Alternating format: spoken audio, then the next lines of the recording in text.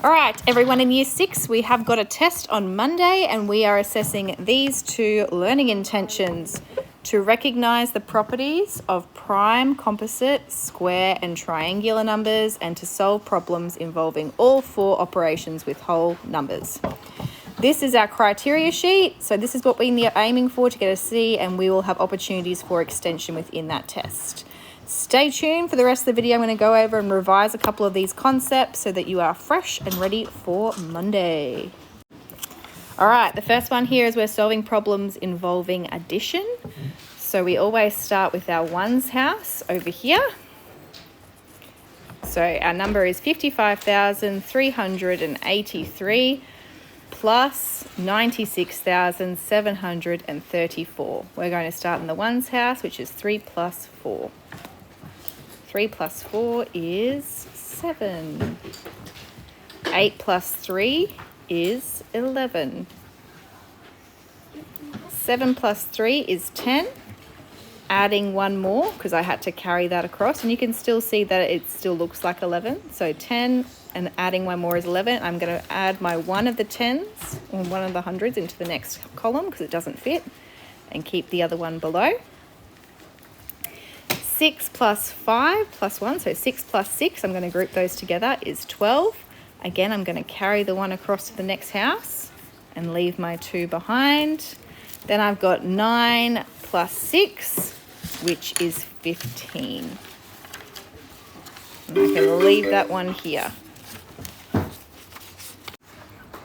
All right, so as we can see, 55,383 plus 96,734 equals 152,117. Our next sum over here is 49,041 plus 67,566. You can see, or you can notice that the larger number is on the bottom, and that is okay because we are adding. So again, we're going to start in the ones column. 1 plus 6 is 7, so 7 is going to sit nicely in that house.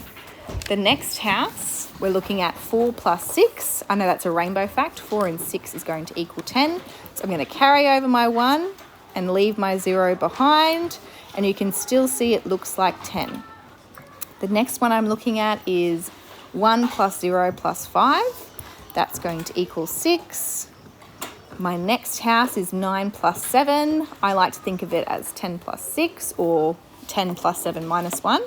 That's going to equal 16. Looks like a bit dodgy. And my last house, we've got 6 plus 4, which is a rainbow fact. So that's going to equal 10 plus another one is 11. So 49,041 plus 67,566 equals 116,607. These are the types of addition sums that we will be looking for a C standard. All right, from addition, we are looking at subtraction. It is the same type of structure. We do start in the ones column again. Our first sum is 74,462 minus 5,784. In the first ones house, I'm going to have a look, and you can see the large number is on the top, and it does matter in subtraction. Our first house is 2 minus 4. Now, if I only have 2 objects, I can't take 4 away from them. But this number is larger, so I can go to the next house and borrow them. The rule is more on the floor, go next door and grab 10 more. So 4 is larger, there's more on the floor here. So I'm going to go next door, turn the 6 into a 5 and turn this into a 12. Now 12 take 4 is 8. All right.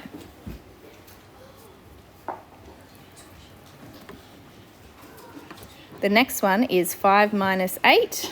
5 minus 8 I can't do. There's more on the floor. I'm going to go next door and grab 10 more. I'm going to make this a 3, and then I'm going to make this a 15. So 15 minus 8. So if I can see that 15, to get back to 10, I'm minusing 5. I have to take another 3, so that is going to equal 7. Now I've got 3 minus 7, more on the floor. Go next door, grab 10 more. Make this a 3. This is a very complex sum. Now I'm going to make this a 13. 13 minus 7. So if I count back, if I get back to 10, that's going to be 3. I have to take another 4, that is 6. And my next part is I'm looking at this house here, and I've got 3 minus 5, which I can't do. I'm going next door, grabbing 10 more. Now I've got 13 minus 5. So if I'm taking that back to 10, that's taking away 3. Take away another 2 is 8. And then 6 minus nothing is 6. So 74,462 minus 5,784 is 68,678. There's another sum here, and I'll let you have a go at doing that one by yourself for some practice. All right, next up we have our double-digit multiplication. We have been working on this so very much in class, so hopefully this will ring a couple of bells. I'm going to add in my extra lines here to help with my structure, and I'm going to even add my 0 in as well. So first of all, I'm just going to look at the 4 multiplied by 3 and 4 multiplied by 2, or 20, which is what I'm working on here. So I'm looking at this triangle. So first I'm doing 4 multiplied by 3, which is 12. So I carry the 1 across and leave the 2 behind. The next one is 4 multiplied by 2, which is 8, plus 1, which is 9. All right, I'm going to cross that out so I don't reuse it. And some people like to cross out that so they know what they're using the next side. I've put my 0 there because it's actually 60 multiplied by 3 and 60 multiplied by 20. So if I put my 0 there, it helps me hold that place that we're working in the tens house. So my first one is 6 multiplied by 3, which is 18. So I carry my 1 and leave it, and notice how I am really holding my place values. I'm lining them up very nicely. Then I've got 2 multiplied by 6, which is 12, plus 1 is 13. And now my next step is to add them together. So 2 plus 0 is 2. 9 plus 8 is 17. 1 plus 3 is 4. And 0 plus 1 is 1. 23 multiplied by 64 is 1,472. All right, let's do the next one together. I'm going to add my lines in again because that's going to make it easier. And if I know I'm going to forget my 0 later, I'm going to add it in straight away. So straight away, I'm going to add or multiply 7 multiplied by 5, which is 35. If you're not sure, you can skip count 30 by 5s to 37 times. Then I can do 3 multiplied by 5, which is 15, plus 3 more is 18. Now that I've done those ones, I can cross these out. My next one, I've got my 0 there to hold that place, and because it's 10 multiplied by 7, 10 multiplied by 30. So I've got 1 multiplied by 7 is 7, 1 multiplied by 3 is 3, and now I can add it together. 5 plus 0 is 5, 8 plus 7, that's pretty close to 8 plus 8 or 7 plus 7. 7 plus 7 is 14, plus 1 more is 15, so carry the 1, leave the 5 behind. Then I've got 1 plus 1 plus 3, which is 5. 37 multiplied by 15 is 555. Okay, now moving on to division. So my first one is 855 divided by 9. So if I look at 8, how many groups of 9 can I make with 8? Well, I haven't got enough, so I'm going to put a 0 up the top. And now I'm going to look at 85. So how many groups of 9 can I make in 85? Having a think about my times tables, I know that 9 times 10 is 90. That's too many. So I'm going to go back to 9 times 9 is 81. So 9 times 9 is 81. I'm going to add the 9 there because 9 times 9 is 81. And how many more do I need to get to 85? So I've got 85, so 9 times 9 is 81. 81 to 85, there's 4 difference. So I'll add my 4 there to make it 45. 9, well, I know that goes in nicely. 9 times what equals 45? 9 times 5 equals 45.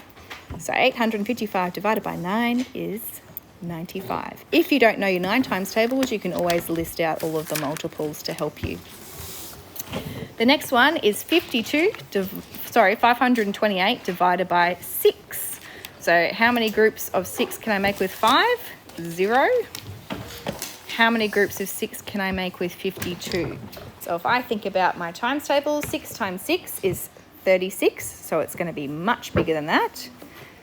6 times 10 is 60, so it's not going to be 10 because 6 times 10 is 60, that's bigger. So what is 6 times 9 is going to be 54.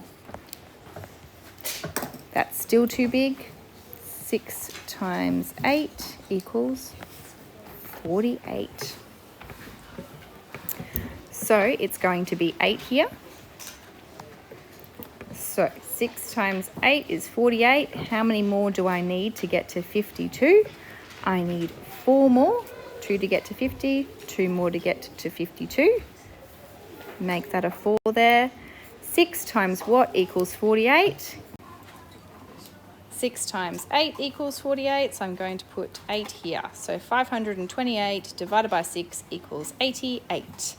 If you're looking for some more practice on these all 4 operations, you can go to a number of places. Number 1 is study ladder in your homework tasks. We have posted a lot involving all these, or you can Google. You can Google double-digit multiplication sums. You can Google division sums, larger numbers. You can Google larger numbers addition with regrouping, larger numbers subtraction with trading, and they will give you a list of practice questions.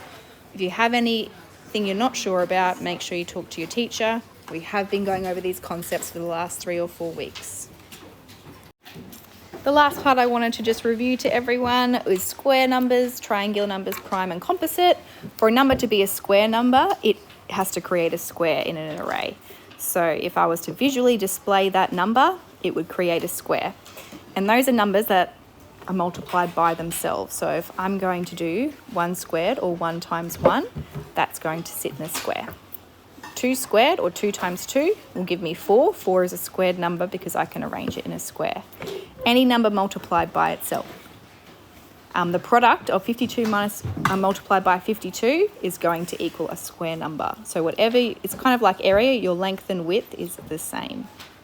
So 36, square number. 36 is actually a special number. It's square and it's a triangular number. And so is 1. It's a square and triangular number. Triangular numbers are numbers that can be represented in an equilateral triangle. Now, it does get a bit confusing layering it like this. You can get a bit lost. If you're going to stack them, if you're trying to see if 8 is a triangular number, you can go 1, 2, 3, 4, 5, 6, 7, 8. So it doesn't quite make the triangular. The next triangular number is 10. 9, 10.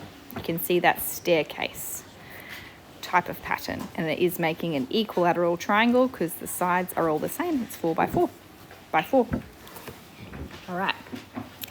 So square numbers can be arranged in a square. It is to do with multiplication, numbers multiplied by themselves. Triangular numbers, nothing to do with multiplication, but it has got a number pattern because you can see it's 1 plus 2. So 3 is a triangular number. Plus 3, 6 is a triangular number. Plus 4, triangular number, there is 10. If I was to add 5, 15 would give us the next triangular number. Okay? And lastly, we're looking at prime and composite numbers. A good thing to remember is that pretty much all even numbers are composite because they can be divisible by 2. The only one that is prime that's even is 2. Because it only has 2 multiplied by 1, so it's only got 2 factors, 1 in itself. This is a list of other prime numbers up to 100. They only can be multiplied by 1 in itself, and you can see here they're the only arrays they can make are little sticks. Composite numbers you can make other than just a stick. You can see a rectangle or a square. So 4 is a composite number because I can do 2 times 2 and 1 times 4. So its factors are 4, 2, and 1.